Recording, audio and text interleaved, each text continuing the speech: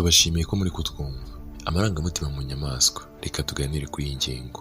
Gufuha ni ikintu kimenyerewe hagati mu bantu by'umwihariko abakundana, aho kenshi bibyuzwa no kubona hari undi umuntu ushaka kukugira mu mwanya ugatekereza ko byazarangira kunyeza ibyo wari ufite.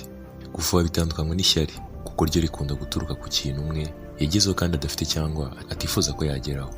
Ku ruhande rw'inyamaswa, abatunzi barirwa mu rugo bashobora gutanga ubuhamya ku kuntu nazo zigira ingeso, ku buryo hari yabaga mu rugo ari yonyine ikabona bazanye indi, itangira kurangwa n'imyitwarire idasanzwe yo guhangayikira uko imibereho yari ibayemo igiye guhinduka. Uretse ibyo bintu bashobora kubonesha amaso, hanifashishijwe ubushakashatsi byagaragaye ko gufuha ari ikintu abantu bahuriyeho n'inyamaswa by'umwihariko imbwa ndetse n'izindi zifitanye isano ya hafi nk'umuntu, harimo inguge, inkende, ingagi n'izindi. Abahanga mu by'imitekerereze ya muntu bavuga ko ishyari ritandukanye no gufuha, kuko ishyari riziranamo n'urwango ku buryo bishobora kubyara ibikorwa by'ubugome. Icyo ubushakashatsi bwinshi buhurizaho ni uko gufuha bishingira ku bantu cyangwa inyamaswa zidahuje igitsina cyane iyo hari umubano udasanzwe hagati y'abo bantu cyangwa hagati y'izo nyamaswa.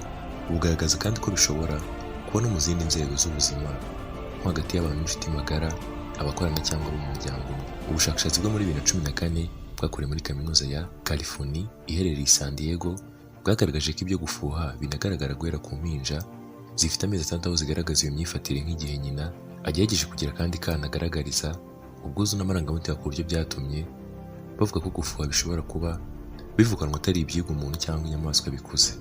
Mu ikorwa ry'ubushakashatsi, abantu baciriye imbwa bafashe ipupe bimeze nkazo maze batangira gusa n'ababikinisha babigaragariza ubwuzu n'urugwiro.